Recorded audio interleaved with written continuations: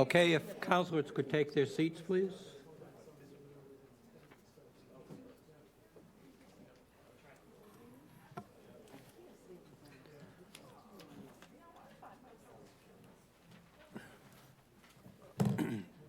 Okay, I would like to welcome you all to the November 7th, 2024 Barnstable Town Council meeting.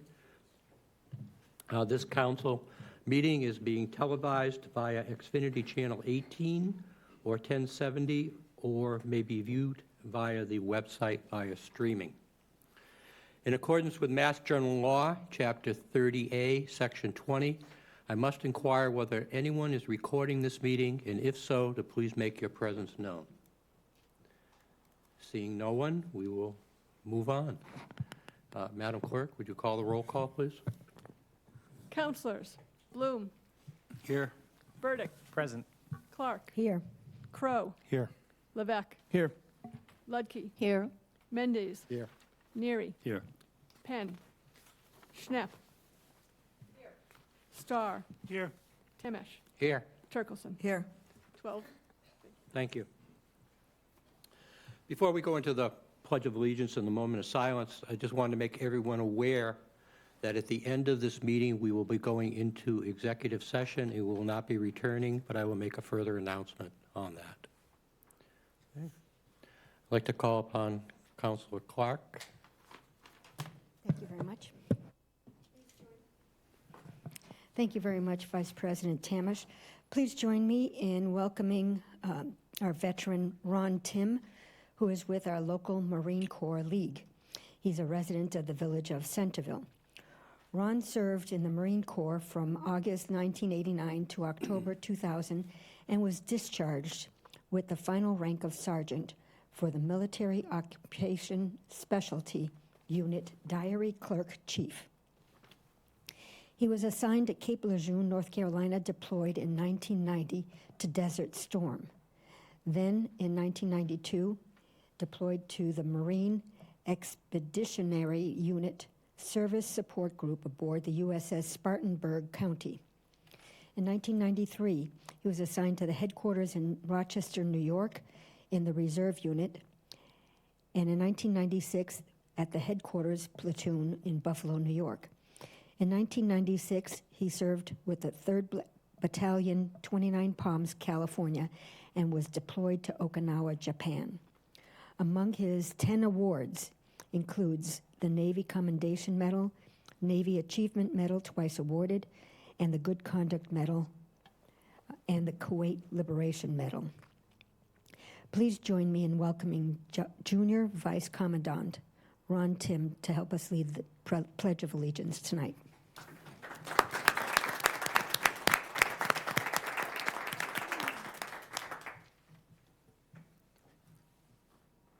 I pledge allegiance to the flag of the United States of America and to the republic for which it stands, one nation, under God, indivisible, with liberty and justice for all. Thank you, everyone. Thank you. If you'd all remain standing for a moment of silence.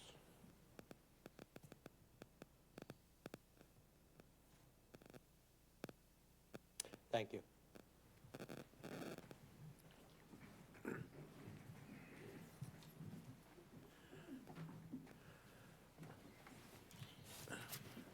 Okay, I would like to open public comment. As a reminder, each speaker is entitled to, or we allocate 3 minutes. So if you could keep your comments within the 3 minutes, it would be much appreciated. Do we have any public comment? And if you could sign in with your name and village, please, for the clerk, so she can keep a record.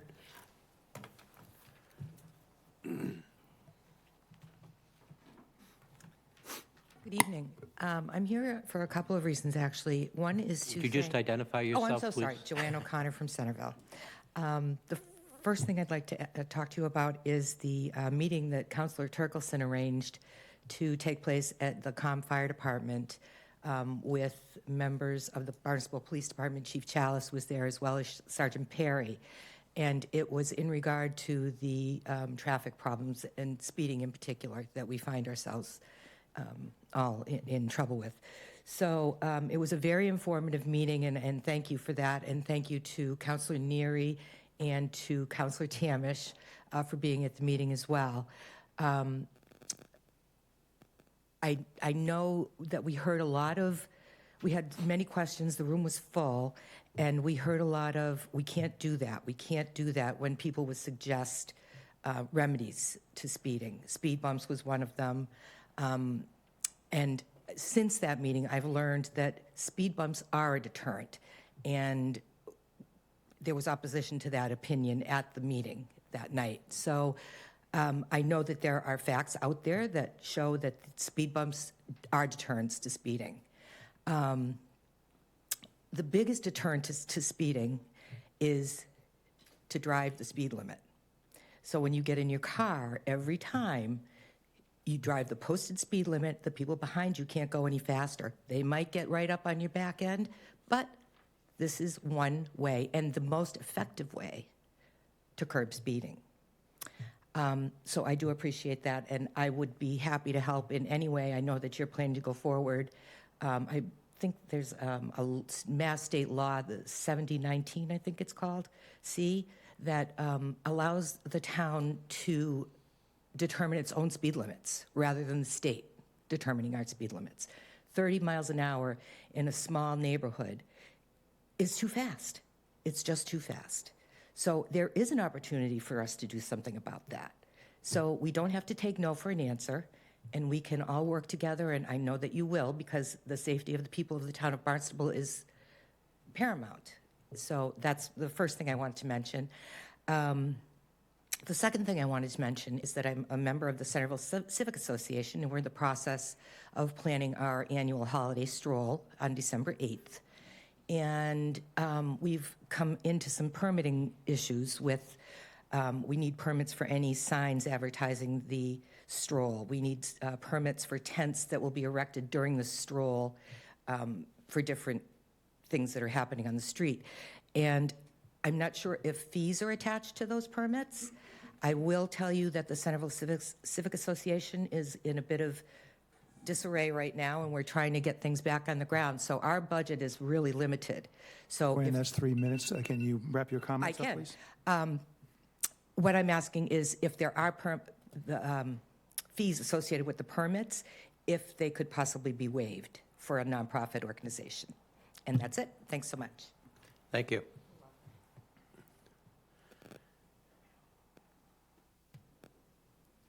Mr. Carroll.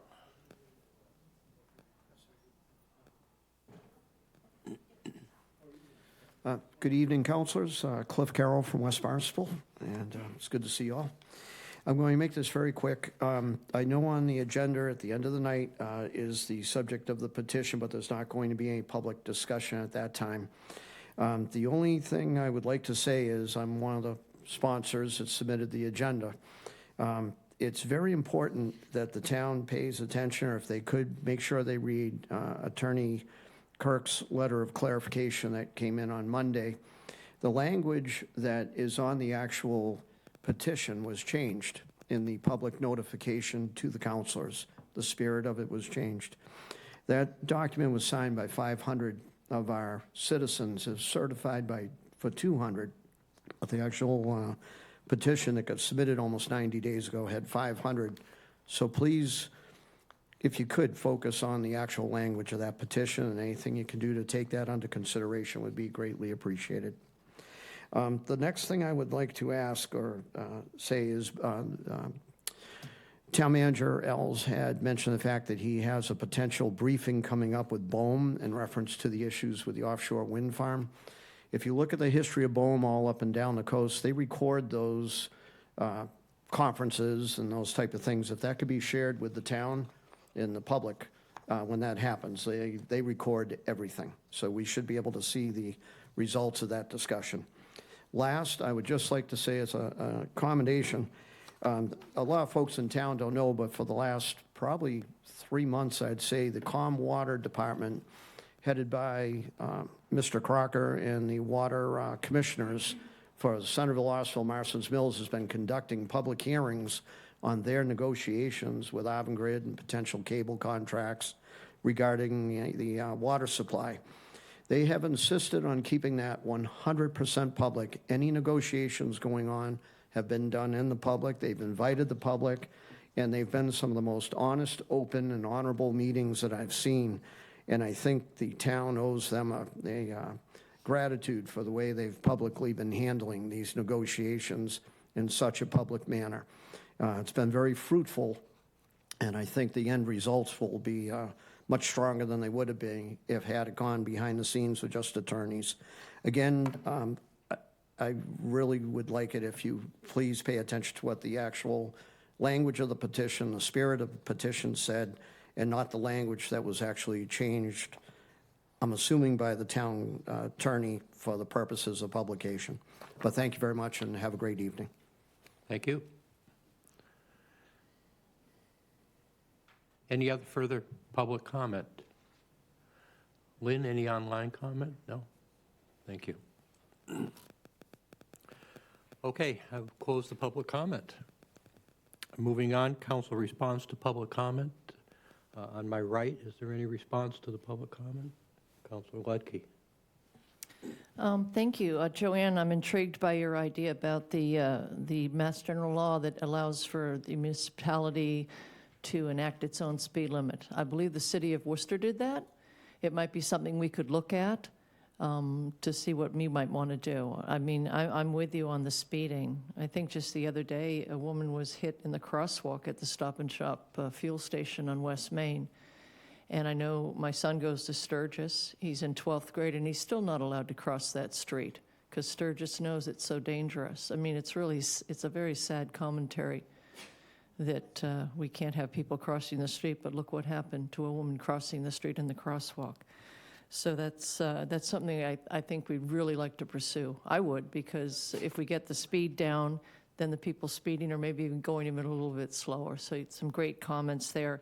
Speed bumps, I'm asked continually by my constituents. I understand the issue with speed bumps, and I think it's something we need to discuss in greater detail.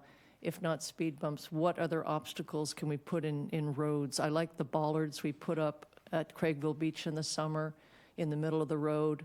Well, why can't we do those, later into the year maybe, or in some other? There's things I think we should look at. It needs more discussion because it's such a common issue. So thank you for bringing that up.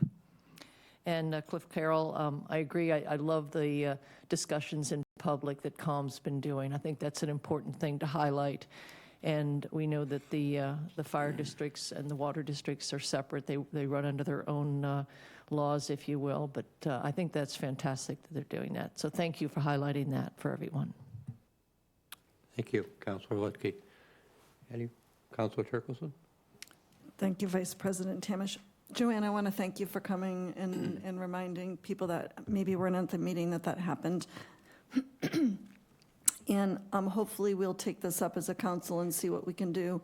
And, it's been a little crazy with the election and everybody kind of getting wrapped up in that. So I think now that that's been resolved, it's time to kind of ask some more questions. It does get confusing between private roads and public roads. So there's not really an easy answer that we can say this one thing works here. So I think we have some fact-finding that we need to do and some public comment, and hopefully the people here up on the dais with me will support, changes that we can make to make our roads safer. So thank you for that. Thank you. Anyone else on the right? Any public comment on my left? Councilor Clark. Thank you very much, Vice President Tamish.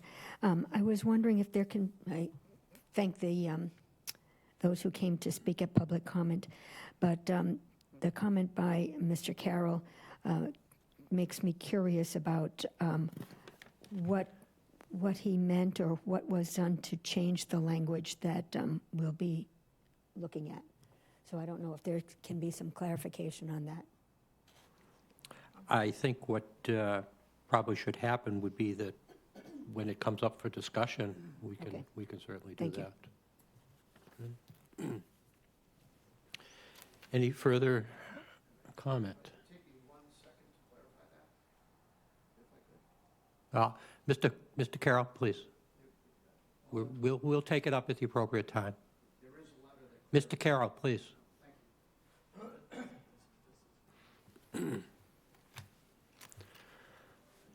Any further councilor comment? Okay. I'd like to move on to town manager communications. This was pre-recorded and available on video on demand on the town website. There is both a printed synopsis of it, and as I say, it is on video for anyone that would wish to follow up on it. Is there any councilor questions for the town manager? Mr. Town Manager. Councilor Lutke. I have several questions on several of the items. The first one is Senator Sears' legislation on removing our police force from civil service. We've been trying to do that for, what, 50 years or something like that? I mean, is this real? I mean, did this actually happen? Are you? Yes, Yes. yes. So This is incredible, right? Aren't we? Just the chief. Just the chief position. Just the chief. Yes, Oh. correct.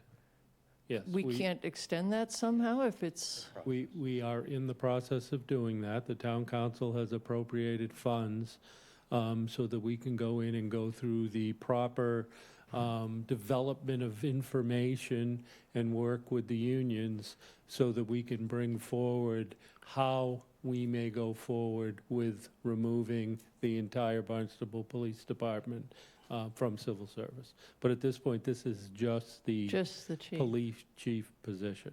But does it get us incrementally closer to the rest of the force, or no? I'm not going to say that they're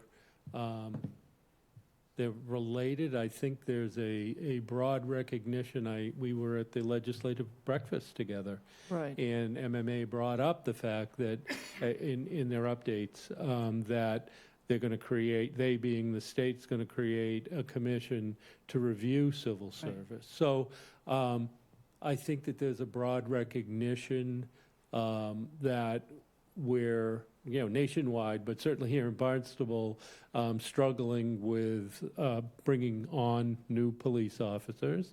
I think they're looking at the effectiveness of the methods by which that's done. Civil service or non-civil service are two ways we very typically see. In our case with civil service. So I think that there appears to be an interest in understanding how this works. So I'm not going to try to surmise that the actions relevant to the chief would tell the future. Okay. But we're actively working on this. I expect that we will be talking with you more in the first quarter of '25, and I expect we'll have better answers relevant to this. And so this means, we'll move forward from an acting chief in short order? Is that the I reason? think that, right now, Legal and Human Resources are looking at this. And, yes, we will move forward with the hire of a permanent rather than a provisional police chief sometime in the next, certainly, I hope, 6 months. Okay. The next one, I'm interested where you talked about the Cape Cod Community College at 200 Main. I'd like to have an update on where we stand with the Steamship Authority on that. Has that been ironed out yet? About the first right of refusal? I mean, I think that, they're two separate issues. right, but now Okay. we're moving forward in a direction. Correct, but we are the owners, so Right. the issue of first right of refusal would be if the town chose to dispose of the property. So this And- is a purely interim, it has no bearing on what we might do long-term with that No, facility? that's why we've done a license agreement with the Cape Cod Community College that can be renewed 2 more times, so it's a 1-year license. They're looking at moving classes from their marine technology program to the location, and I expect that there'll be a continual discussion with them as they evaluate longer-term options. I mean, concurrent with this, though, Assistant Town Manager Clyburn and other staff are meeting with Steamship Authority relevant to your question. So that's still on, because we approved the extended length of their trips Yes. quite So a I bit will- ago. I will ask Assistant Town Manager Clyburn to put together an update. He's here, so he could probably give you a quick one, but if you want a more thorough one, be more than happy to do that for you. And He looks like he's walking here he forward. comes. Wonderful, thank you. Good evening, councilors. Andy Clyburn, Assistant Town Manager. We are still in negotiations with the Steamship Authority. As you can imagine, unpacking decades worth of those agreements has taken some time, and it's taken on a bit of its life of its own. But as previously charged, we are still pursuing not just a consolidated agreement, but getting out from under the right of first refusal to Main Street and an easement at the end of Pleasant Street. And we are very optimistic that in the coming months we will get there. It has taken, as I said, some twists and turns. I think I mentioned parking is obviously a huge thing, and the impact of parking in that area. We were successful going to the Airport Commission and getting their approval to have direct negotiations with the parking at their site, which extended this a bit longer than we had originally anticipated, because really their backup plan would be the lots there at 200 Main Street and that area. And as you know, they have specific authorities where zoning doesn't apply to them. So it's been an interesting several months, but I'm optimistic that in the next few months that should come to a conclusion and we'll get everything that we asked for. No, I do hope so, because we gave them the ships, Correct. right? Yes. Okay. All right, and then the final thing, the mural at the Hyannis Youth and Community Center, is that the same mural that was proposed for Main Street? Yes, it is. So that's good. That's a nice solution, I think. Yes, it is. I think it's a beautiful solution to have it inside the gym where it'll be protected from the weather and seen by youth throughout the town. I love it. I'm glad whoever came up with that. My congratulations to that person that. Well, I think that the people proposing it met with my staff.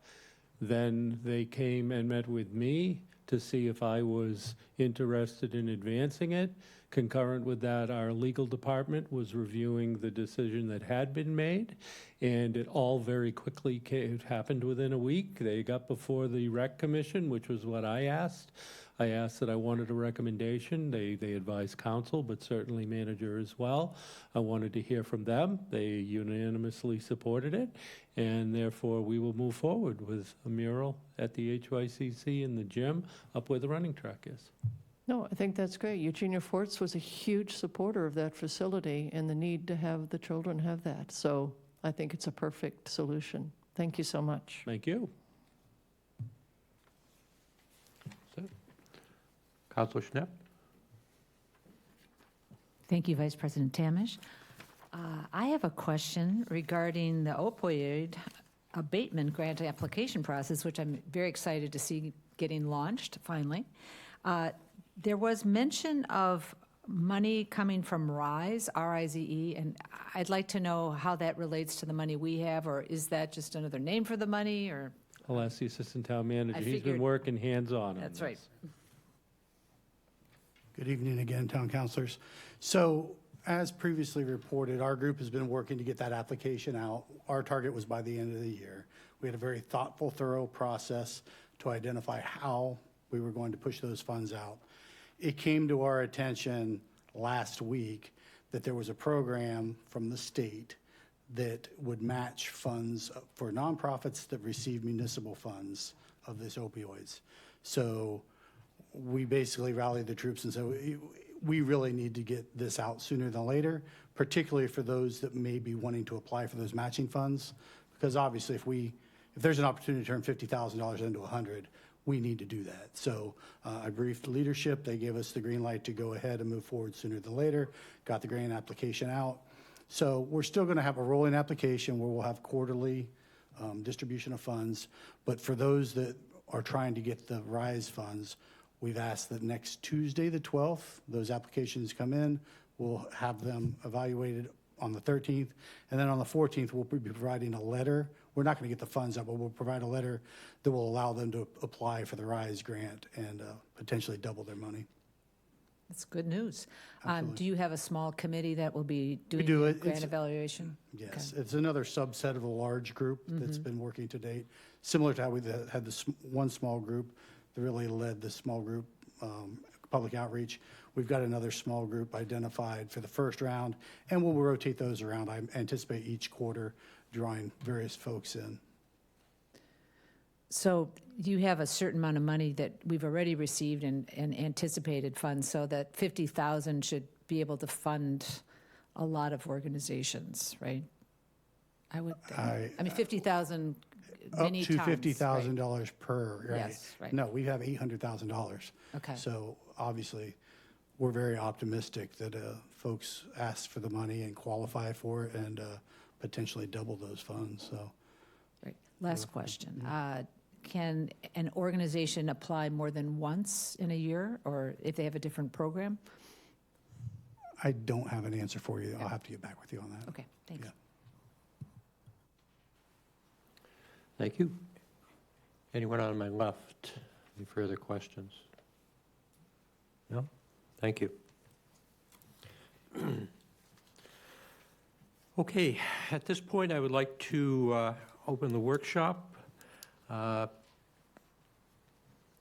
Finance Director Mark Milne will be doing a presentation on the allocation of the tax levy and the adoption of a residential exemption and the residential factor.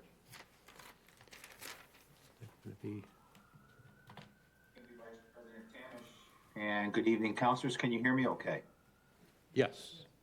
Okay, I'm going to share my screen. Okay. Okay, are you seeing this okay? Lynn, could we have that made full screen? Thank you. Yes, thank you. Great. Okay, thank you very much. Good evening, everyone. So this is a presentation on the annual tax rate setting process that comes before the town council. Every year we have two decisions to make. The first being required by Mass General Law, which is setting a minimum residential factor, commonly referred to as the split tax rate. And this is to determine whether or not we want to shift a portion of the residential tax levy onto the commercial, industrial, and personal property classes.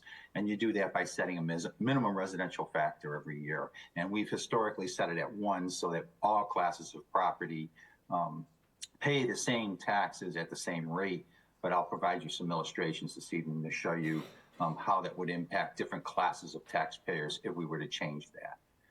The second is an optional tax levy shifting policy that we could adopt every year, and we have been doing so since 2006, and that is adopting a residential exemption.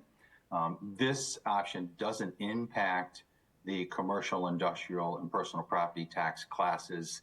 It only impacts the residential taxpayers, and it shifts a burden of that residential levy from moderately valued properties in town to owners of rental properties, vacation homes, and higher valued homes in town. So how do we allocate the tax levy? Well, it's based on the overall valuation of each class of property. The residential class of property in Barnstable makes up almost 90% of the total valuation in town, and therefore it'll pay about 90% of the tax levy. These values that you see here are the anticipated values of fiscal year 25. We are submitting these to the Department of Revenue soon, and they will change slightly, most likely, but not significantly.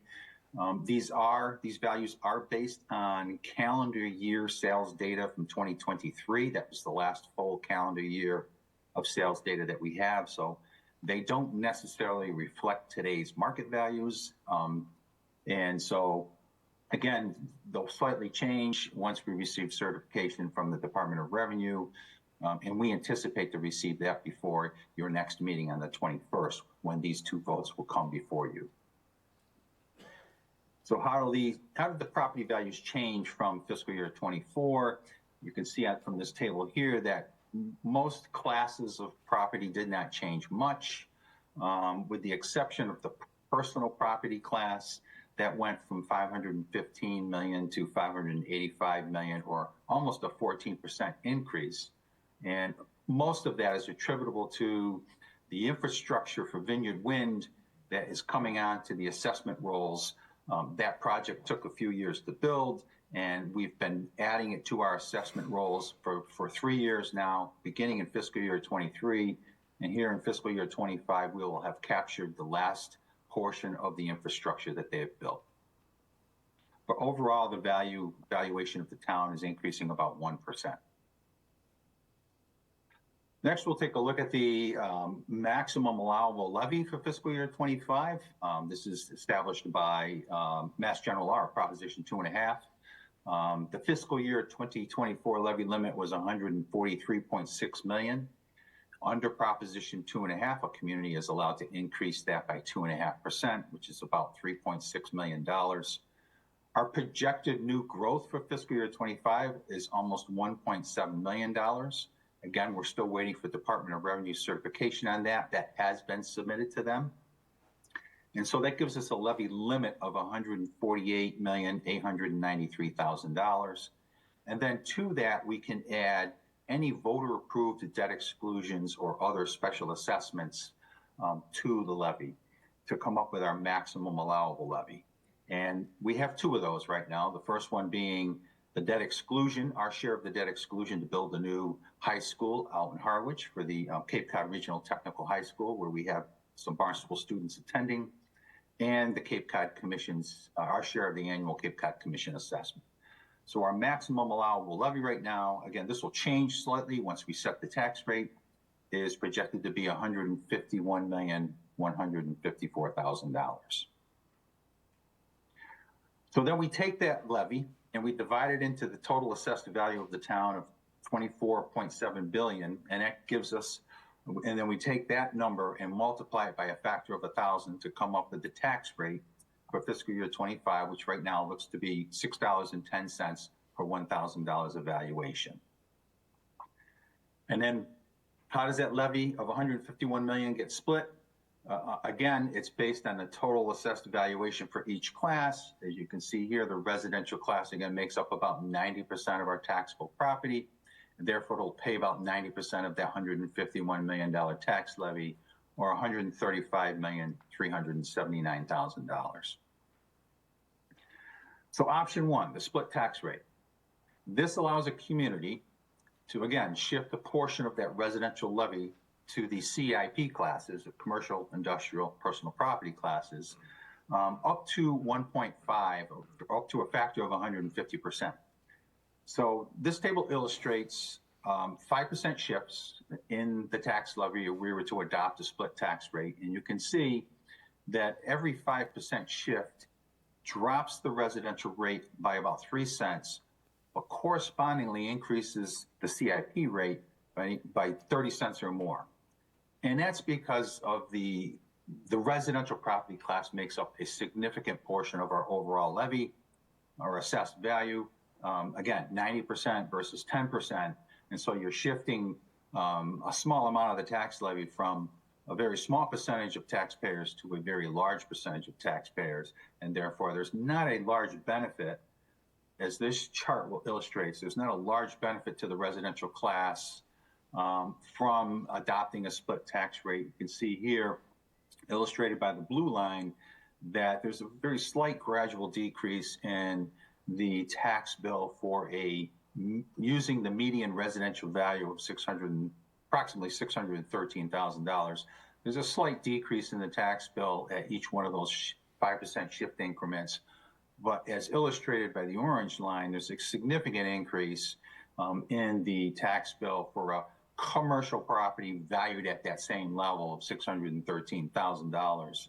And again, that's because you're shifting taxes from a very small percentage group to a very large percentage group. So there's a big negative impact on that one group and a very small benefit to the other group.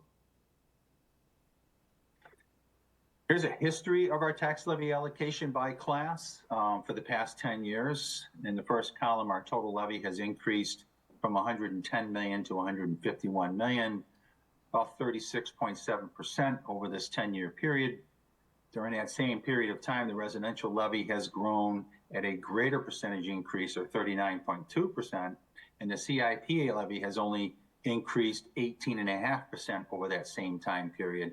And that's because of the change in the percentage of residential property value overall. It has increased from 87.9% to almost 90% now. And so a natural shift of more of the levy takes place from the CIP class to the residential class, because the residential class has become a larger percentage of the overall town's taxable property value. So an example, and this is not a recommendation, but just an example of what a shift in the tax rate could do, or a split in the tax rate could do. Let's say, for example, you wanted to have each class of property, that being residential and CIP, have their percentage levy increase the same percentage as the overall levy has over a 10-year period. If you wanted to accomplish a strategy or a tax policy like that, then that would mean we would have to shift about $2,427,000 from the residential class to the CIP class, and you would do so by adopting a shift of 1.155%. And again, that's just an illustration of a tax policy that could be accomplished through adopting a split tax rate. Option 2, the residential exemption. I think you're all very familiar with this now. We can adopt up to a 35% residential exemption. The property must be the primary residence of the property owner, and they have to have owned it by January 1, 2024 to qualify for the fiscal year 25 tax year. Again, this option only shifts taxes within the residential class. It doesn't impact the commercial, industrial, and personal property tax classes. 18 communities adopted this in fiscal year 24.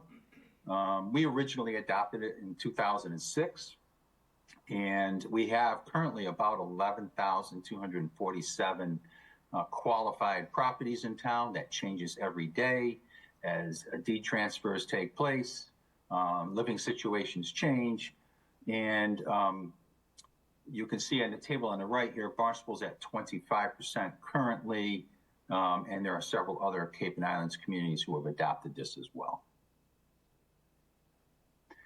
So how do we come up with the exemption amount?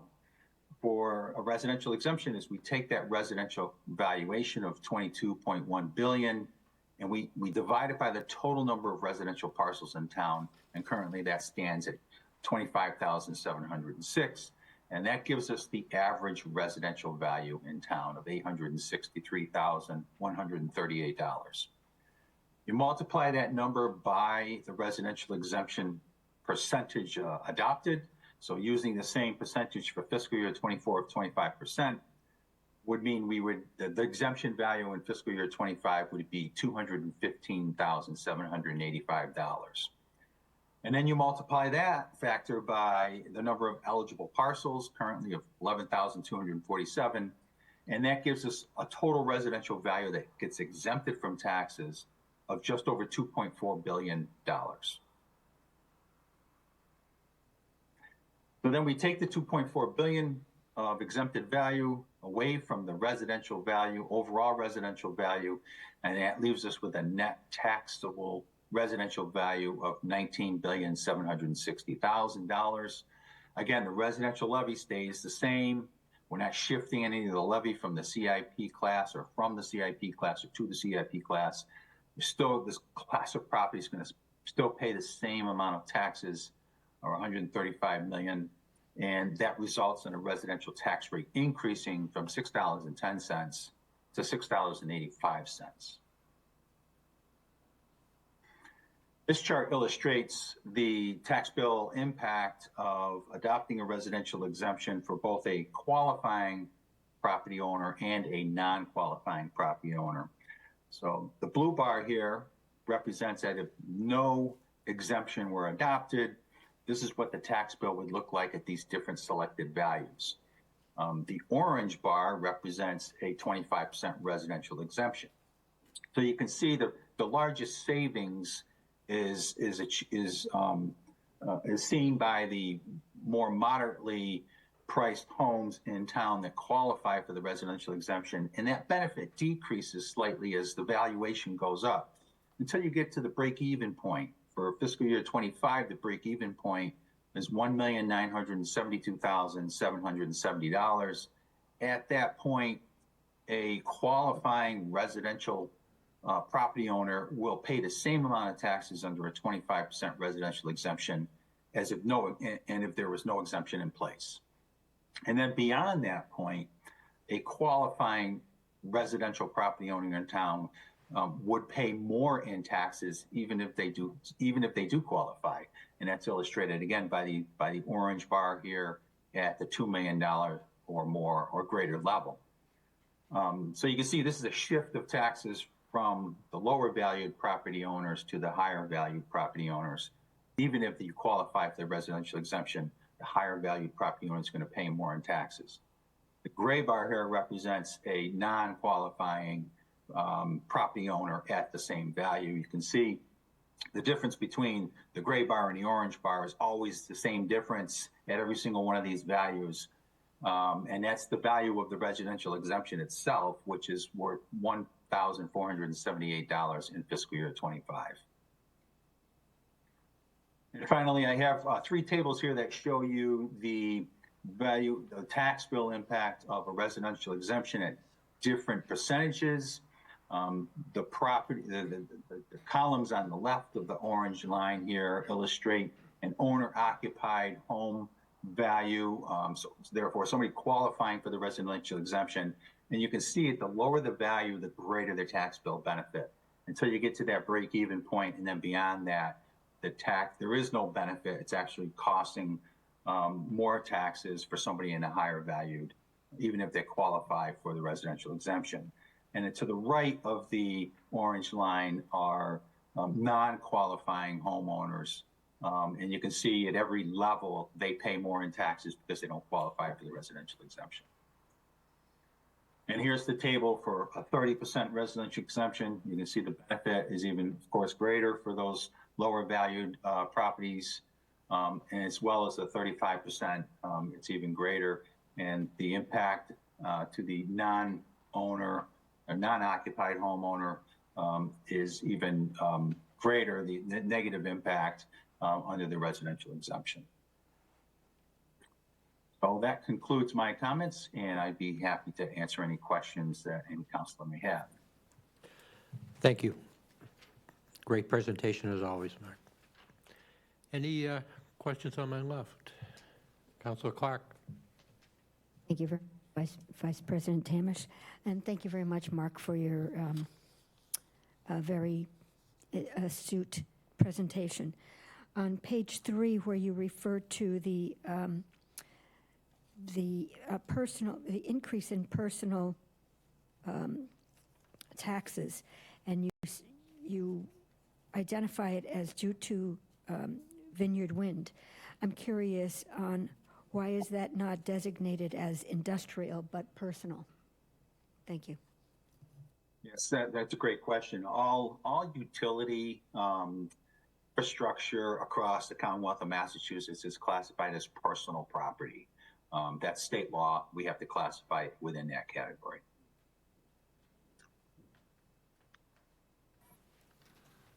Anyone else on my left? Anyone on my right?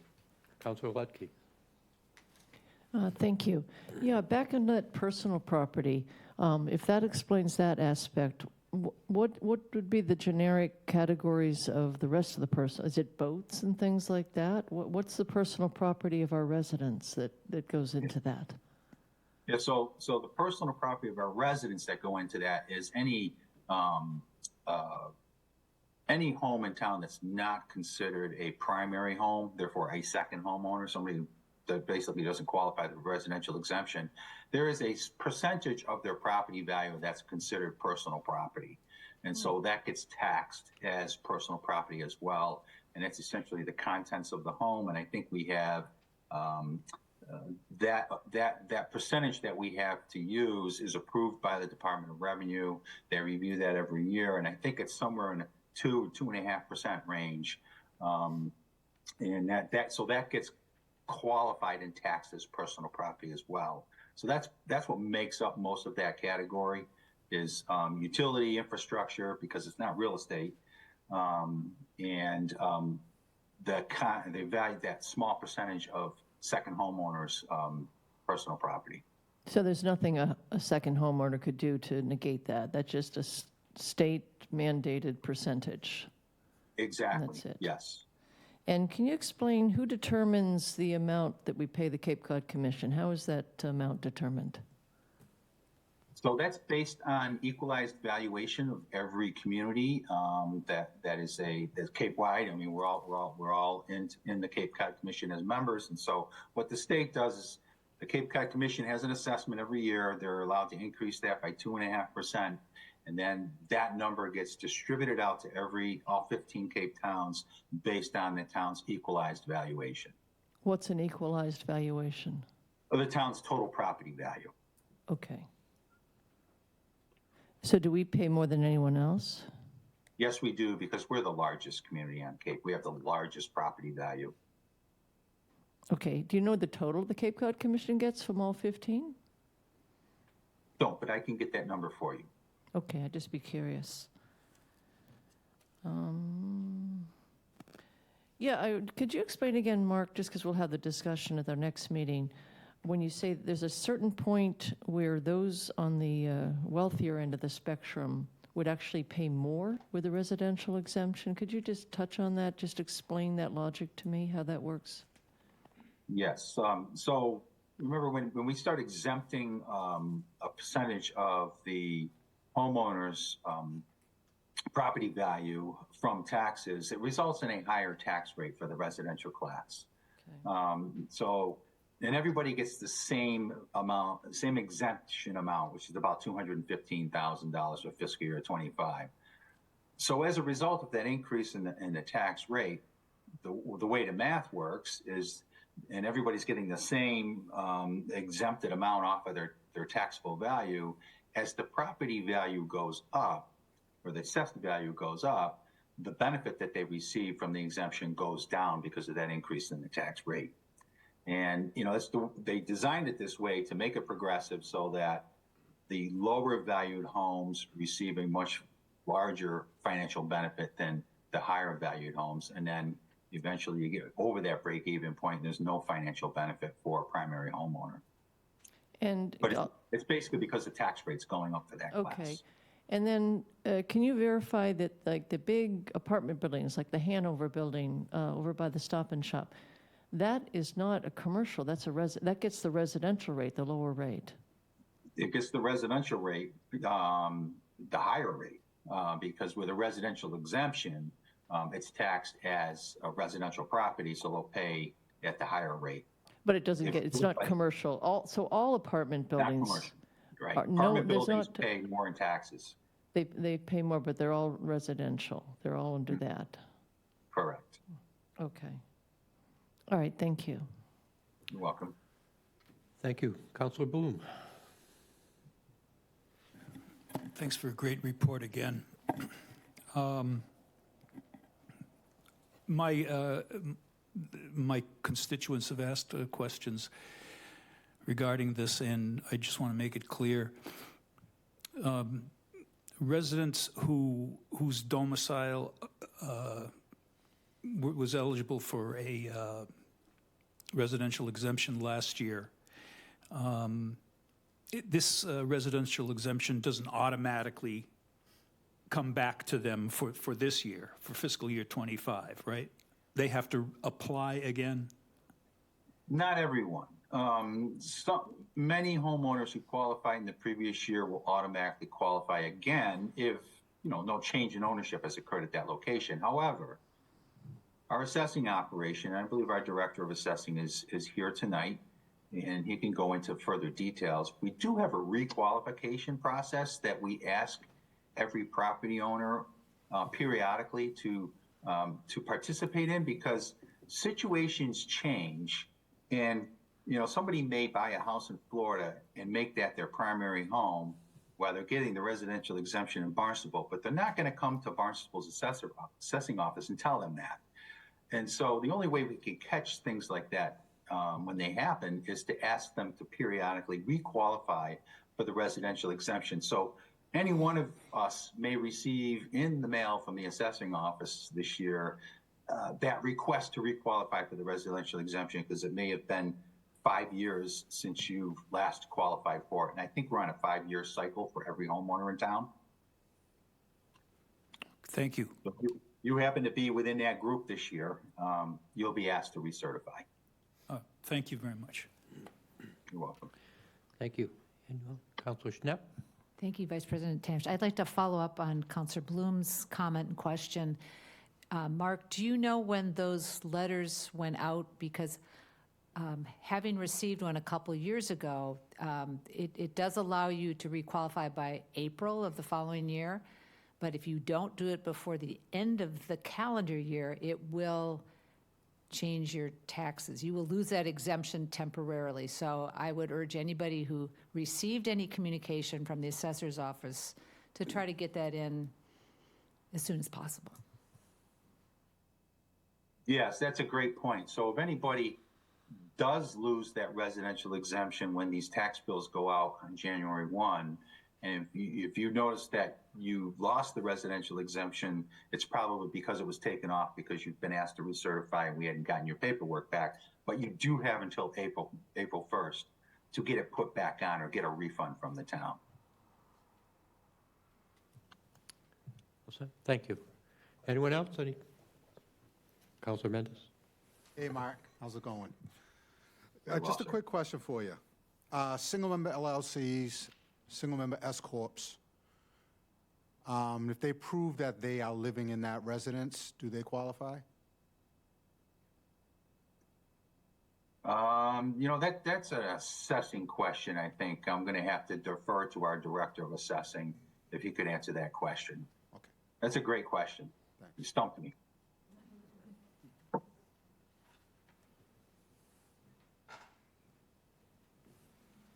Welcome. Welcome. Good evening, councilors. John Cowan, Director of Assessing. Could you hit the button, the green button on the stand for the microphone? No? There we go. That's the green button. Can you hear me now? There we go. And could you just repeat the question? I'm sorry. Yeah, single-member LLCs, S-corps, do they qualify if they prove that they're actually living in the house, the owner of the S-corp or LLC? That is a good question. This is the first community I'm in that does the residential exemption. I'd have to look into that. Sometimes with DOR, the form of ownership can impact that. So I'd be happy to get you an answer tomorrow on that. I don't know off the top of my head if that form of ownership would qualify for the residential exemption. All right, could you please? Yes, please. Yep, Thank no you. problem. I'll get that. Thank you. Thank you. Councilor Ledke? Yes, I just had one follow-up, just to take advantage of Mark Mills' brain. Mark, have you looked at the seasonal communities piece at all in terms of the residential exemption there? Yes, we've actually had a meeting with Senator Sear a few weeks ago, and he came to the Affordable Housing Trust Fund Board and provided us some information on the Seasonal Communities Act. And there is a committee being established that's going to determine what the qualifying criteria are for a community to be considered a seasonal community. I anticipate that Barnstable will qualify for that, and I anticipate that by the end of this fiscal year, that committee will have been formed and had made those decisions, and we will have received that designation if appropriate.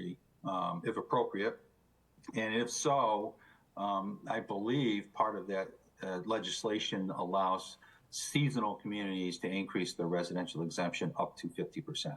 Yeah, that was what I was going to ask you, because they seem to think a lot of this tool, that it's very valuable. But what I had heard was a small caveat to that, that exemption up to 50% is for municipal employees, seasonal employees. It's only for the people working in the season. I'd be curious to know before we jump on that too fast if that's what I've heard is accurate, that exemption is for municipal employees only working for the season, not the year. I don't know. Yeah, we'll dig further into that and get you more information on that. Yeah, no, I think this is a fascinating tool for us to look at, and as I say at the next meeting, I'd like to discuss some other opportunities we might use for it. Thank you. Any other comments? Mark, you in one of your slides, you said that the number of properties eligible was 11,247 out of a total of 25,706 properties, which by down and dirty math says about 43%. That's really quite a statistic that we only have 43% of our housing is year-round housing.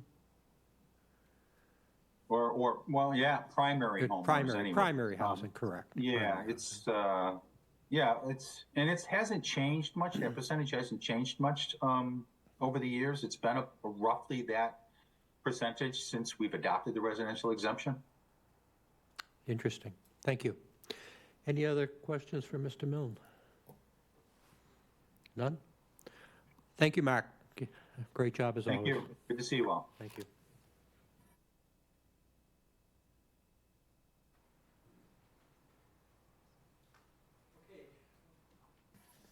Okay, obviously we will take that up at a future meeting, but so this was just a workshop for informational purposes. Could I have a motion to accept the minutes of the October 24th meeting? Second. I have a second. Second by Councilor Clark. All in favor? Please raise your hands. All right. Appears to be unanimous. Thank you. Communications from elected official boards, committees, and staff, commissioner reports, correspondence, and announcements. Anyone? Councilor Schnepp.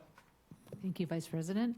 I would again like to announce that next Thursday, November 14th at 6 p.m. in the hearing room, we will have a public meeting about the 3 conceptual plans for the reuse of the Marston's Mill School property.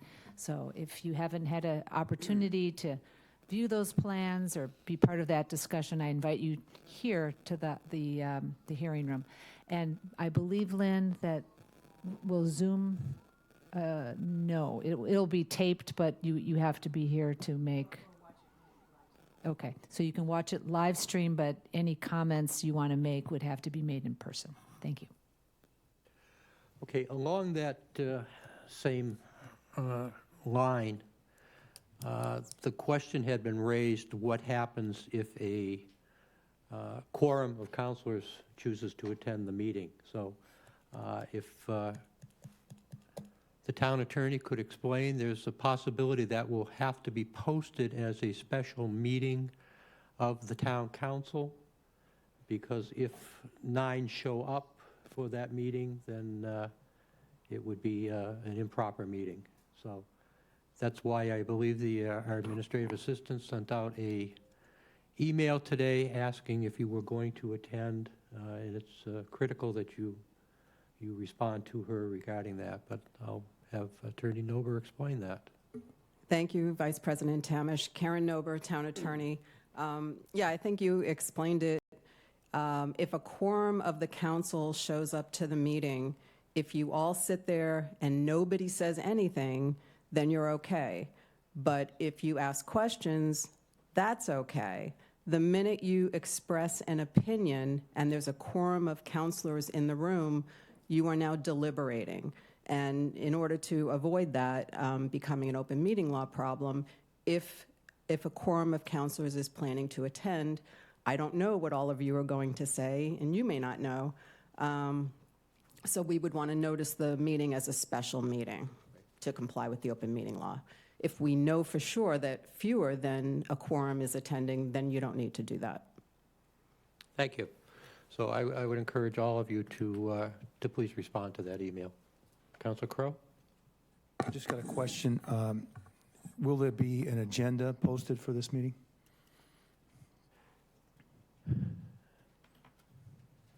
If we need to post it as a special town council meeting, there will definitely be an agenda posted. If it remains as a non-town council meeting, then I think Director Kupfer would have to speak to that. Jim, would you like to answer that? I think it'd be important, whatever meeting needs an agenda. Good evening, Jim Kupfer, Director of Planning. No meeting agenda is provided for that evening. It's a public presentation of the concepts, as Attorney Noberg mentioned. Separately, if the council has a quorum, then an agenda would be required. Again, the process is a public meeting to gain public comment. And then subsequently, we will be coming to the council for a public meeting again on your agenda. So that is the process that's laid out. Right, just as a point of information, if it appears that it will be a meeting of the council, then a agenda would have to be issued and it would have to actually be posted, et cetera, by Tuesday, I believe. If I may, it's important to note this public meeting is not a meeting of any board, committee, commission. This is a public meeting to discuss concepts that the staff has available.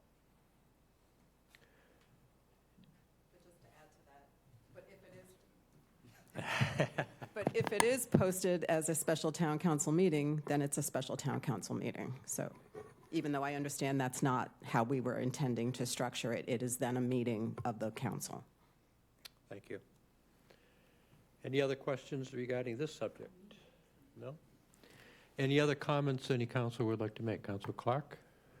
Thank you very much, Vice President Tamish.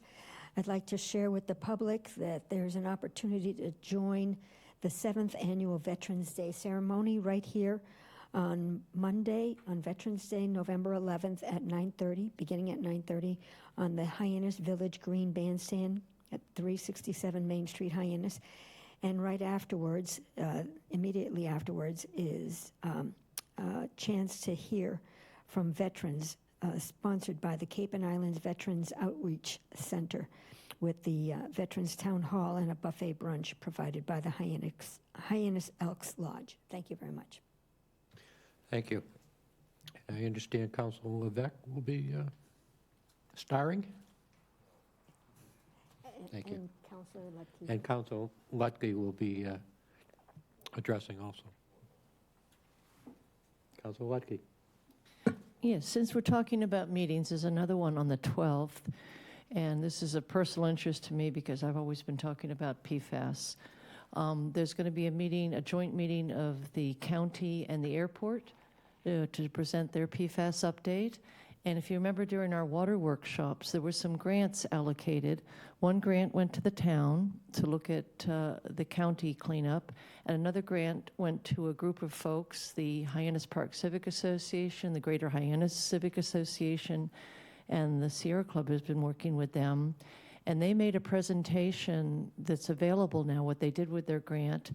And it would be good for folks, if you're going to attend the meeting on the 12th, I advise all of you to go to the Cape Cod Sierra Club website and take a look at that presentation that group did with their grant money, so you're as well informed as you can to come to that meeting on the 12th. It's a very, very comprehensive look at what they did with their money and some conclusions that they came to. Thank you. Thank you. Anyone else?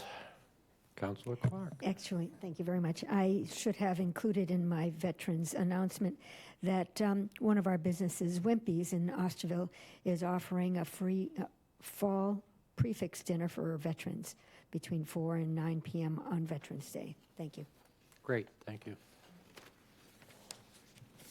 Councilor Starr. Thank you very much, Mr. Tamish. I just want to put a shout out to the clerk's office. The election went very well, so we appreciate all your work. I know Janet was there and worked tirelessly between the mail-in ballots, the early voting.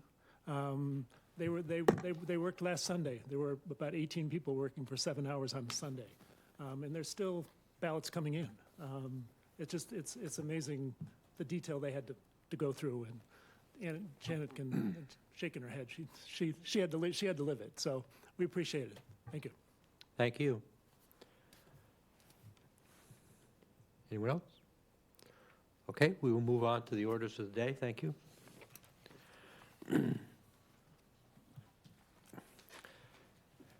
Councilor Burdick, since we are dredging in Katuitt, perhaps you could read this article, introduce this article? Sure. Which one are we at? 34. 2025-034. Let me just arrange my agenda. So this is an item of old business and may be acted upon by majority vote. Item 2025-034. Order authorizing a second amendment to the intergovernmental agreement between the town of Barnstable and the Barnstable County for dredging services. Second. All right. All in favor of, well, we open it, okay. No public hearing, just I recognize Attorney Nober. Thank you, Vice President Tamish. Karen Nober, Town Attorney. This item would authorize a second amendment to the intergovernmental agreement between the town and the county that you approved last December for dredging services. And that agreement that was authorized was for a term of 6 months and a not-to-exceed amount of $345,000. The first amendment did not require your approval because it increased the term from 1 month to the full 6 months authorized by your December vote, and it stayed within the authorized amount. This amendment would extend the term to allow work into next spring and would increase the not-to-exceed amount by a little over $427,000 to a new total not-to-exceed amount of $772,800. The town engineer is here, and he can answer any questions about the dredging and the costs. Thank you. Thank you. Do we have any discussion? Am I left? No? Am I right? No? Okay. All right. This was a majority vote, so no need for a roll call. All in favor of the motion as presented, please indicate. Appears to be unanimous. Thank you. 2025-043. How about Councilor Turkelson? Thank you, Vice President Tamish. Item number 2025-043 is an item of old business requiring a public hearing with a roll call majority full council vote as written. Supplemental appropriation order in the amount of $25,000 for the purpose of paying outside council expenses of the legal department. Second. Okay. Thank you. Do I have a motion to open the public hearing? All right, do I have a second? Second. Okay. All in favor of opening the public hearing, so indicate. Okay. I recognize we're now in a public hearing, and I recognize Karen Nober. Thank you, Karen Nober, Town Attorney. This item relates to the second Clean Water Act lawsuit filed against the town by the Conservation Law Foundation. Both of those lawsuits allege that the town is in violation of the Federal Clean Water Act for operating the town's wastewater treatment facility without obtaining a NPDES permit. A NPDES permit is a National Pollutant Discharge Elimination System permit. The first lawsuit was filed against the town in February 2021 in federal court and was ultimately dismissed without prejudice in January of 2023. Excuse me. But because it was dismissed without prejudice, CLF was able to file a new lawsuit, which they did this past July. In September, the town's outside counsel filed on behalf of the town a motion to dismiss the lawsuit, but additional work is needed for this initial phase of the litigation. This supplemental appropriation would provide the funding needed to pay for the legal work needed to complete this initial phase. But you should be aware that if any claims survive the motion to dismiss and we need to actually litigate, substantial additional funds will be needed. Thank you. Thank you. Any member of the public wish to be heard on this? Seeing none. Lynn, anyone online? No? Okay. Move to close public comment. Do I have a second? All in favor of closing the public hearing? Thank you. Council discussion. On my right, Councilor Ledke. I just have a question, Karen. Do you have the cumulative total of all of the legal fees we've paid to outside counsel for this year? Do you do it by fiscal year or calendar? How do you track that? It would be for the fiscal year, although we could certainly go back in time. I don't have a dollar amount for all. We don't combine everything. I mean, we track individual matters. Do you have a general sense of what it is for fiscal year? How much we have to pay outside counsel for things that we can't do in-house? I'm just curious. I couldn't just give you a number off the top of my head. And where do these funds come from? They either come from my budget, which is not sufficient to cover this type of litigation. It comes from supplemental appropriations that are approved by the council, or we look internally to see if there are other funds available. But when you create your budget, do you have a sense of what you probably will be using, or no? I mean, we have traditionally given the legal department a small outside budget for outside legal services, and when significant pieces of litigation or other matters come before the town, we come to the council for an appropriation. so this one is additional to that? Yes, This is- my budget, I don't have the dollar amount right now, but it's very small for outside. It's for routine little things that we do. All right, and you said if this didn't suffice or if things dramatically change, there would be significant. What will the 25,000 get us to? It will get What's us- the result? What's the end Yeah, product? it will get us, so we filed the motion to dismiss. CLF filed their response to our motion to dismiss.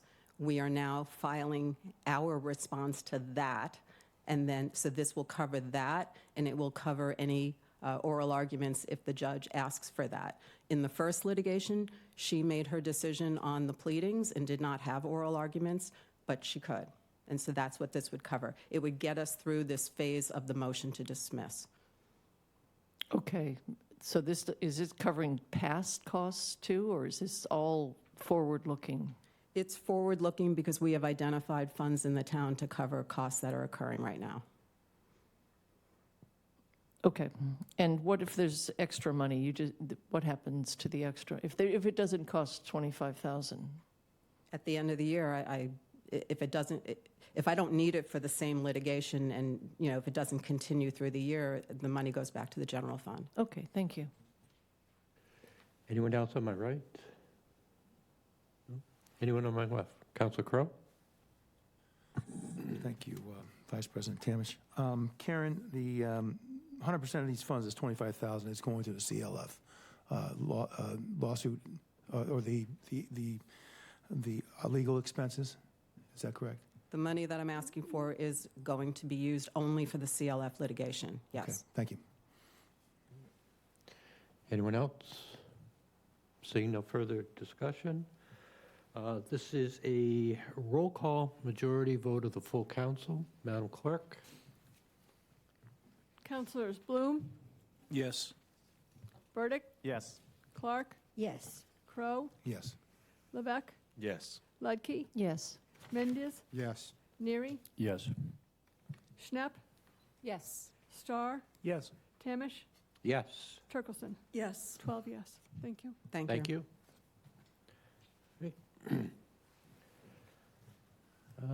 Councilor Bloom, could you read in 2025-044, please? Certainly. Thank you, Mr. Vice President. Item 2025-044 is old business, open to a public hearing and a roll call of a two-third vote. Appropriation order in the amount of $2,600,000 for the purpose of acquiring real property consisting of approximately 10.4 plus or minus acres of land in Cotuit, as shown on the Assessor's Map 037 as parcel 010 for general municipal purposes. Second. Thank you. Do I have a second? Okay. Do I have a motion to open the public hearing? Thank you. All in favor of opening public hearing, so indicate. Appears to be unanimous. Thank you. I recognize Mr. Santos for the rationale. Good evening, councilors. Dan Santos, Director of Public Works. This will be a tag team presentation. I'm going to introduce it, and then I'm going to turn it over to Janet Milkman, the Executive Director of the Barnstable Land Trust. So the town and the Barnstable Land Trust are working together on a land protection project for a 10.4 acre property located at 304 Putnam Avenue in Katuitt. The eventual goal of this land protection project is for the town to purchase the entire parcel, with approximately half dedicated to Mosswood Cemetery and the other half dedicated to open space purposes that will be subject to a conservation restriction to be sold by the town to the Barnstable Land Trust. The item before the council this evening seeks to implement the first portion of the project, which is the acquisition of the property by the town for general municipal purposes. The sale of a conservation restriction to the Barnstable Land Trust will be submitted to the council later for authorization. The property was owned by John and Mary Montero, who both died more than 40 years ago. The property is the subject of a petition to partition and sell filed at the Barnstable County Probate Court.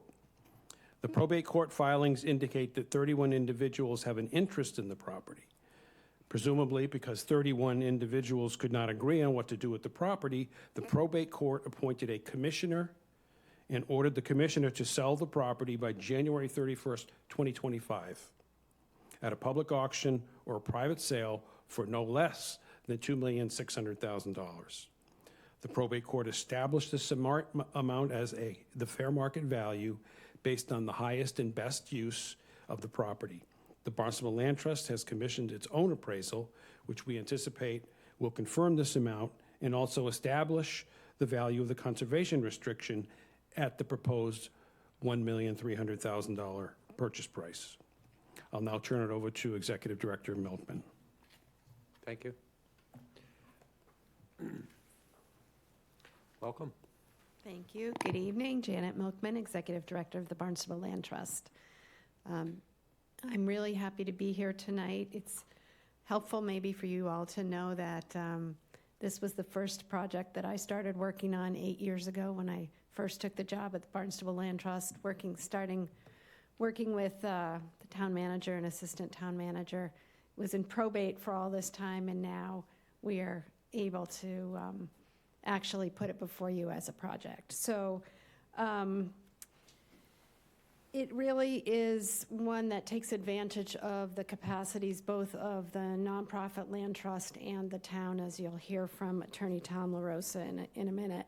But I just wanted to describe why it's so important for conservation. And you have two maps before you, only one actually.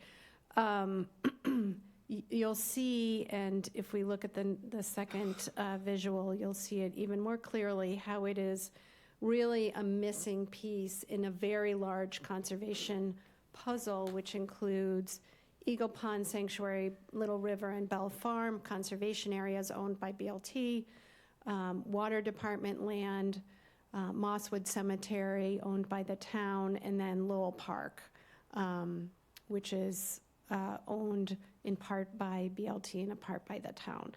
And if we could go to that next slide, I think you'll see that even more clearly.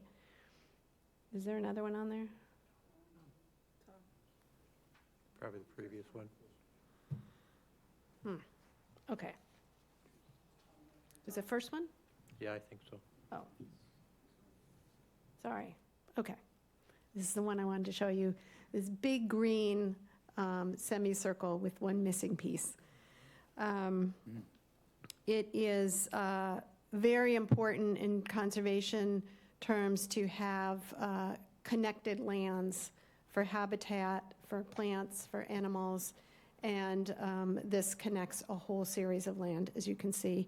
It's also in close proximity to the well field, the Zone 2 for water protection for the Katuitt Water Department.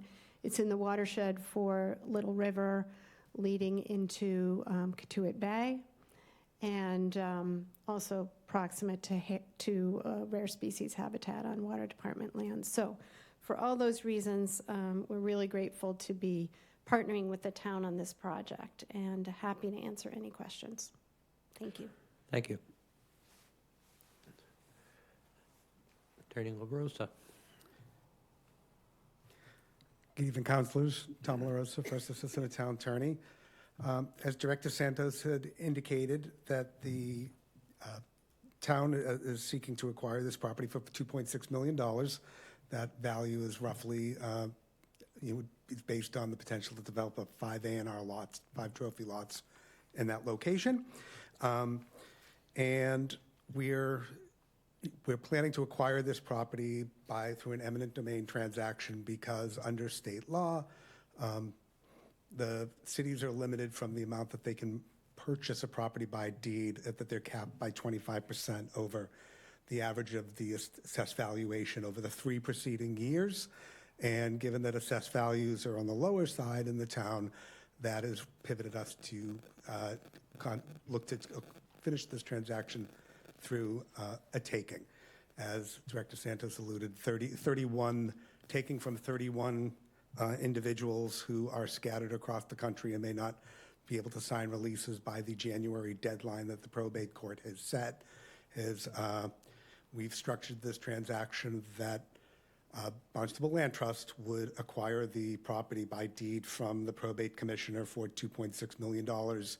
And as part of a closing that would be structured through an escrow agreement among the town and BLT, that at that closing, the deed would be recorded, the town would immediately take the property from BLT, and the $2.6 million would be tendered to the probate commissioner who's charged with selling the property by January. Excuse me. And so after this initial transaction would close in January, BLT intends to fundraise to purchase a CR from the town for $1.3 million. We're not seeking to protect the property at this time through the initial transaction for open space purposes because the state doesn't award grants to protect land that's already protected. So we're doing this in a 2-step where at this time here, we would acquire the property for general municipal purposes. BLT would seek to fundraise, get grants to be able to purchase the conservation restriction, and we would at a later date come back to the council for a further authorization to protect one half of the property for cemetery purposes, sell the CR over the other half to BLT for $1.3 million. The initial transaction will be funded for general fund reserves, and then when we come back for to the council again, that second authorization, we would ask that the purchase price for the $1.3 million, that would be basically what we would from BLT, that would be credited back to the general fund reserves, and the other $1.3 million would be credited back to general fund reserves from the Kirkman Fund, which is one of the trust funds managed by the town, in which an allowed purpose is to use the funding for enlargement of the Katuitt Cemetery. Thank you. Thank you. Okay. Do we have any of the public that would like to be heard? Seeing no one? Lynn, no one online? Okay. Could I have a motion to close the public hearing, please? Second. Second. All in favor of closing the public hearing? Appears to be unanimous. Council discussion. One quick question, Tom. You said this is going to be a taking. Would this be considered a friendly taking? Because it will be a negotiated friendly taking. So basically, as I mentioned, we will have an escrow agreement where the town will deposit its order of taking with the escrow agent, which will be BLT's attorney. The town will deposit its $2.6 million check. BLT will deposit its release on account of the taking. And then when we all go to the registry for a closing, where it'll be the town BLT and the probate commissioner, the attorney, BLT's attorney, will run down the title one last time, and then we will give the okay to record. They will immediately record the deed, the order of taking, the release, and the probate commissioner will be handed the check. At that point, the town will own the property for general municipal purposes. The probate commissioner will go on her way with the 2.6 million. And then we will all get to work on the plan to ultimately protect half of this property for cemetery purposes and the CR and return to the council. Because the probate administrator is involved, there really couldn't be an aggrieved party then that would, the 31 or 61 or however many heirs you have really couldn't come back and say, we want more money, correct? So the probate commissioner, this attorney, was appointed by the probate court. There's a petition to partition. As you imagine, 31 folks who have an interest in the property, it's very hard to get them to agree to what to do. So one of them went to the probate court, brought an action to say, sell the property. So the probate court has ordered that the property will be sold, ordered that it cannot be sold for less than 2.6 million. And so BLT is buying the property off the probate commissioner. Okay. So, any concerns they might have would be with the probate commissioner, but again, she was ordered by the probate court to dispose of this property for 2.6 million. Okay, thank you. Any discussion on my left? Council Crowe? I just want to ask Janet, looking at this, the map we have in front of us, to the south, the southeast, and the northeast of this property, all those little small green properties, those are under some kind of restriction right now? Yes, all the ones around it, the Yes. Mossville Bell Farm, all this, and that All leads of to those. Eagle Pond Sanctuary? Yes. Okay, thank you. Fantastic. Good. Anyone on my right? Council Ledke? Yeah, I had a similar question on the larger map. What are all the green colored things? What are those on the bigger one? Looks like almost like a golf course to the left. No, I'm talking about the broader. What are all the green? Here? Yeah, all that. What is that? Why is it colored green? The green color comes from GIS and indicates that it is, part of an open space later. So as Oh. you can see, water department land, the sanctuary. Ms. La Rosa, could you speak into the mic, please? So you're... I apologize. All of the green land is part of the GIS open space data layer. So that's GIS automatically adds the green, and cemetery and the water department land and the sanctuary land all fall into that classification as being generally open space. Okay. And then in an ideal world, it sounds like we're paying nothing for this. Initially, under this vote, we would pay $2.6 million from general fund reserves. The plan is to come back later for the council's approval, where the general funds reserves will be replenished, 1.3 million from the Kirkman Fund and 1.3 million from BLT for purchasing the CR.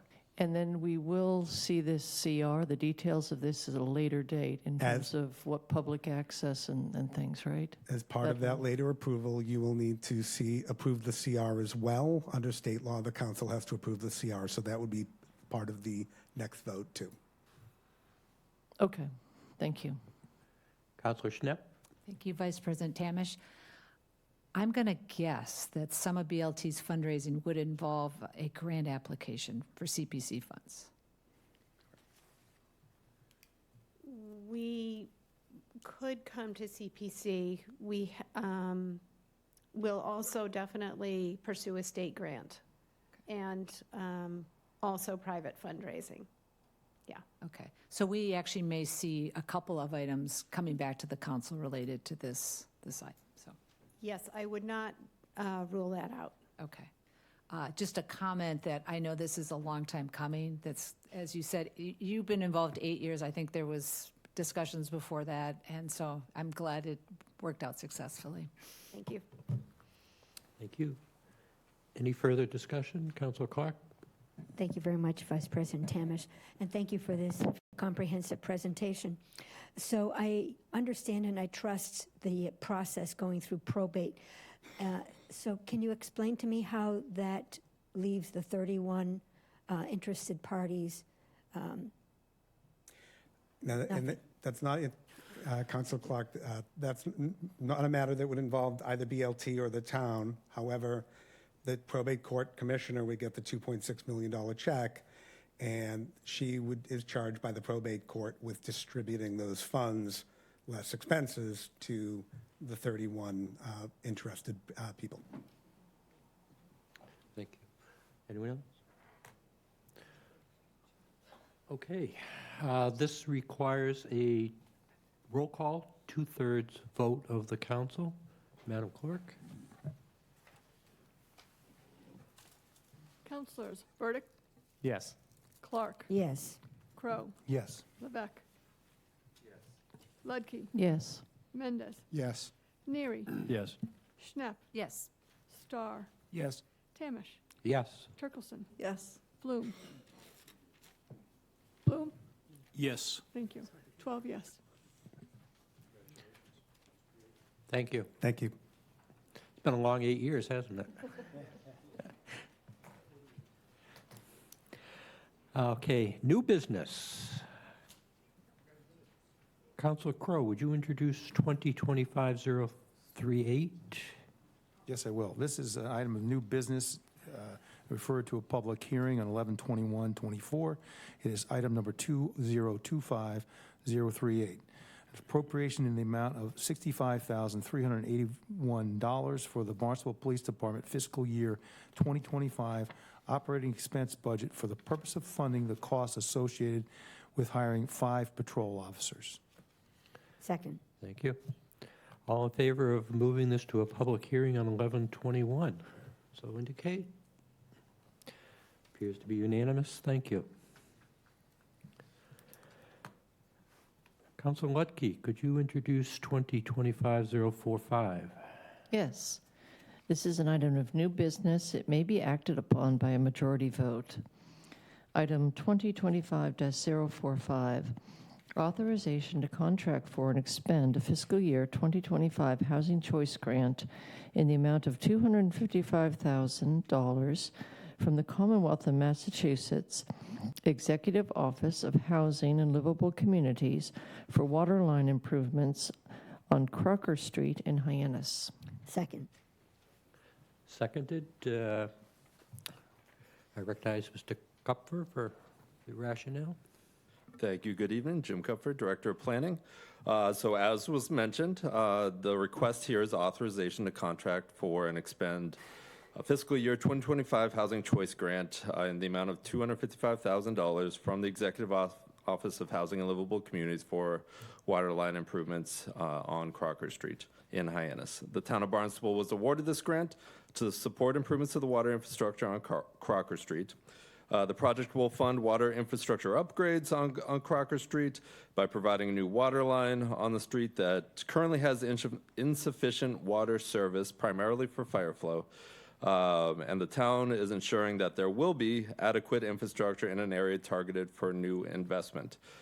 This came to light during site plan review where a development would require upgrades to the water line, and planning worked with DPW, primarily the town engineering office and the water department, as well as the property owner, to coordinate, apply, and successfully receive this grant.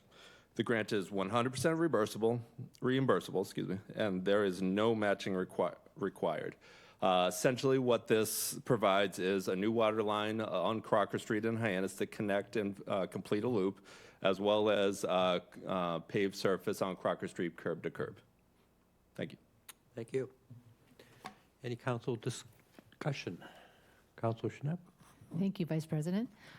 Jim, could you tell us which property this is that is going to benefit from the grant? Well, there will be a lot of properties that benefit from the grant. It will be a new water line on Crocker Street, so any property there can connect. It will also improve water quality as a movement and loop of the water infrastructure. But specifically what brought this to light was 24 and 30 Crocker Street was moving through site plan review. And due to the improvements at that location, an upgrade of the water infrastructure was required as identified by the Water Department. And just for, to satisfy our curiosity, what is going to be built there? Certainly. So at 24 and 30 Crocker Street, there are two structures that currently exist. I believe there are 7 units within those 2 structures.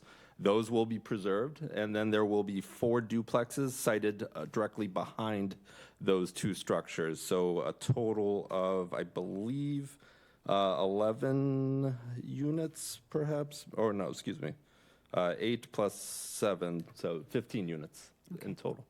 All right, thank you. Councilor Lutke? Yeah, just curious, Jim, when you said it's going to be paved curb to curb, is this a private or a public road, and would it fit into any of the criteria we were just talking about and, voted into, possible taking or something like that if you're doing that extensive of work? This is a public way, so yes, but it wouldn't to that point, and that will be a discussion for a later date in terms of the level of improvement necessary. For if it was a new way, there would be a lot more discussion in terms of drainage and other enhancements that would be required. This is an existing way, and with this grant, we'll be able to provide a new surface as well as the infrastructure underneath it, but it won't go to another level of review, engineering, and design. But this public way doesn't need any enhancements. I mean, it is a small stretch that connects 2 major ways. Okay. Thank you. Any, Councilor Crowe? Thanks, Jim. I appreciate it. And I see the need for this at this location. I think we had a meeting the other day with the TIE for this property, and I think it's something we were interested in seeing move forward. But I'd like to see first thing, Hyannis buys water, from what I understand, from other systems at the current time, and that's to meet current housing and demand base and current density. I wonder if we could see an analysis of Hyannis's water supply current capacity to meet demands of the maximum density allowed by the recent zoning changes in Hyannis. Specifically, what is the supply picture if all of square footage in the new zoning district were at a maximum height and no setback, and all of it was used as 1-bedroom apartments? And that's only to show the maximum density. That's why I'm asking. Even if one does not expect that to happen, I am confident there is some information at hand about that, and I'd like to see that if that's possible and be shared with the public. Town Manager Ellis. Good evening, Mark Ellis, Town Manager. Thank you for the question. More broadly, certainly we can always provide you with information relevant to water usage on our system. We do not purchase any water from any other system. The Hyannis water system has adequate. When that did occur, it was when we were putting in place filters at some of our well sites, but we haven't done that in many years at this point. Okay, thanks for clearing that up. But I think we should have that study on the demand and what we're projecting at the highest build-out for the water supply here, so we know what we're looking for in the future when we're dealing with more projects that are coming up. So we need to know where we stand there. So that'd be helpful. Great. I may have DPW reach out to you just to be clear on the question, so when we come back, they make sure it's thorough information. Thank you. Thank you. Anyone else on my left? Councilor Clark? No? Okay. Councilor Lutke? I just wanted to tag on to Councilor Crowe. You just intrigued me with that. Mark, maybe when you do that, from what I understand, we can pull the straightway wells offline in the winter just because, and we heard from Mark Milne earlier, and you said, Vice President Tamish, 43%, seasonal. If we could look at that seasonally, what is the draw in the winter and what is the draw seasonally, in our high season?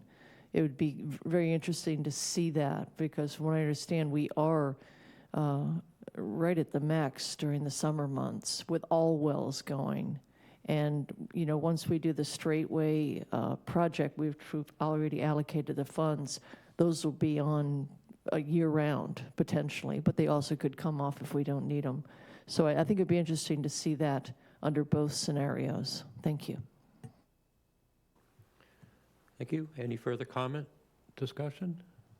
Seeing none, this is a majority vote, no need for a roll call. All in favor as read, please indicate. Appears to be unanimous. Thank you. Okay, let's see. 2025-046. Councilor Turkelson. This is an item of new business, so first reading referred to second reading on November 21st, 2024. Item 2025-046, appointments to a board committee commission for the Comprehensive Financial Advisory Committee, the Housing Committee, the Mid-Cape Cultural Council, the Shellfish Committee, and the Zoning Board of Appeals. Thank you. Second. All those in favor of moving this to a second reading on 11/21/24, please indicate.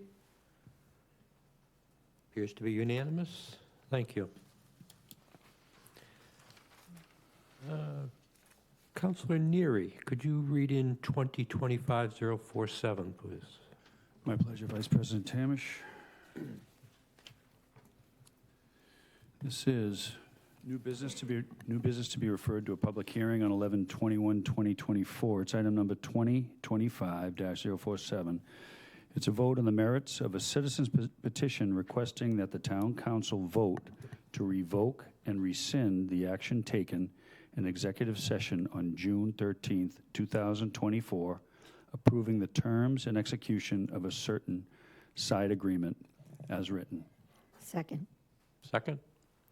All in favor of moving 2025-047 as read to a public hearing on 11/21, please indicate. Appears to be unanimous. Thank you. Betty? I just wanted to ask one question, which was what Cliff Carroll, we're moving this, I understand we're not having the discussion tonight, but should we move it with the accurate language? So that I think that would be a discussion for, I would say that would be a motion or part of the discussion of the, when it comes up. I don't know that you can discuss a first reading. We're all done? No, that was just my question because it was brought up. I'm just not familiar enough with it. Okay. Okay. All right. Did we vote? We did vote. We did vote, okay. Okay, that is the agenda as published. Now I would like to move to go into executive session. Excuse me, pursuant to Mr. Vice President, I'm Yes. sorry. I need to recuse myself from the next Okay. item. Thank you very much. Thank you.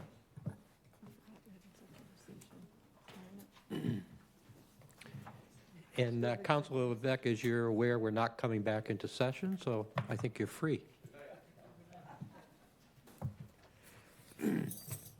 Okay, I move to go into executive session pursuant to General Law, Chapter 30A, Section 21A6, to consider the purchase, exchange, lease, or value of real estate, of real property, since a discussion in open session may have a detrimental effect on the negotiating position of the town and town council.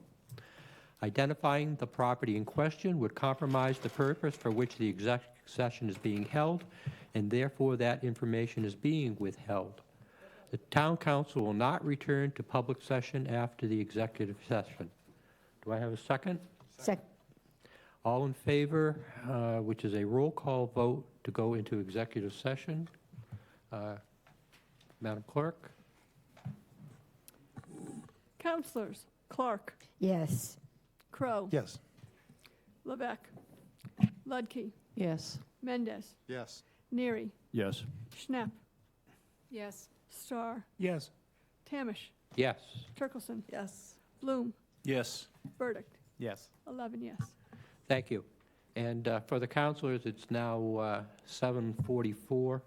When we go back into session there at 7:55. How's that?